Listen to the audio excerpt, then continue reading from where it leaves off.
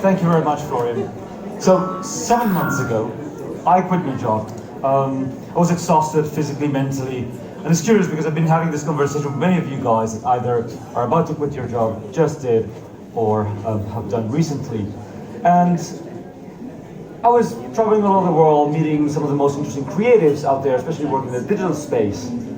And what came over and over again is that we were all living from our neck up, identifying with our brains. But you know when you hear, oh, I have a gut feeling, it's not just a saying, as we have more neurons in our stomach and around there than in our brain. And in parallel to this, I started kind of a side project. I was writing about craftsmanship. I was trying to figure out why was it that I felt so disconnected from my body, from the people around us, you know, community, even though we have all these apps and stuff. But then also from nature, from the seasons, what is in season these days. It's very difficult to know if you go to a supermarket. And I thought of one of these many craftsmen I met through my side projects, especially in Japan, where I lived for a while.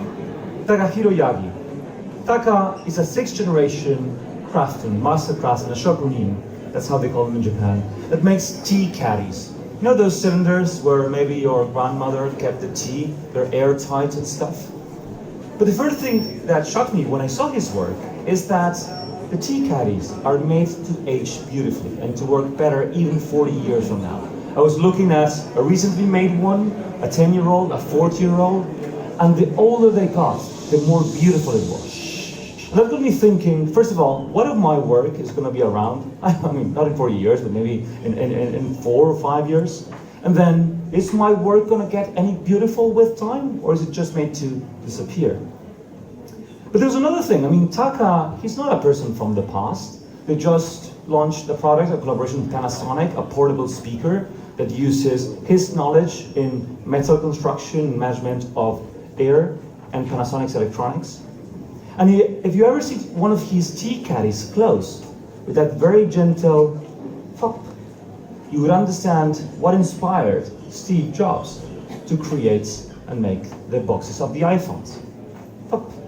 So I decided in this serendipity break I'm taking to start a research to see if and what we could learn from Japanese craftsmen to improve how we work and how we live. Now, when you think of craftsmanship, especially of a Japanese craftsman, you imagine that they're amazing, great, and crazy at that one thing. And yes, this is true in many cases. But through my research, I started to notice all these other dimensions or principles, if you want. There's about 8 or 9 that I found, but I want to share 3 with you. The first one is, and in the words of Master Porter Kenjiro Kawai, that you do not work alone, on multiple levels. Inspiration you get through the work of others, through nature, that wouldn't exist without it. From a material point of view, the tools that you use, the suppliers, those things are necessary for you to thrive and shine. From a social point of view, colleagues, clients, people around you, you need them to be you and be able to share your magic with them. So that's one. We don't work alone. The second principle I want to share with you is about the passing on of the knowledge. I was talking with a master wood craftsman, in particular he's considered a national treasure of Japan, Shuji Nakagawa. And he was telling me that to refine your life's work takes more than a lifetime. In fact, for a shokunin, success is defined not by the level of the craft they achieve in their lifetime, but if they're able to pass it on and it can thrive for further generations. So it's not about you, you're not the hero. But the third principle, which I want to leave you with, is one that I now reflect about every day in my life. And it's quite powerful, it has changed how I see the world. Because in fact, these days, from a business point of view, we're obsessed with scale and growth at all costs. And in nature, the only thing that follows that dynamic is cancer. But we're binge watching shows online, we're hoarding stuff. And the question is, which is quite common to all these Japanese craftsmen I've been meeting, what is enough? Waretada wo shiru is how they say it. To know that what is enough. I only know enough. I'm content. So these days I ask myself in my personal life, in my professional life, what is enough? How much do I want to achieve? How many hours do I want to work?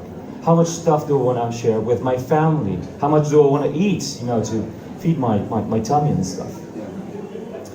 Because our life is made of all these singular moments, and how we approach it, how we reflect on these things, how they come around us, could maybe help us to reconnect with the rest of our body from the neck down, with the communities we belong to, with nature and those cycles.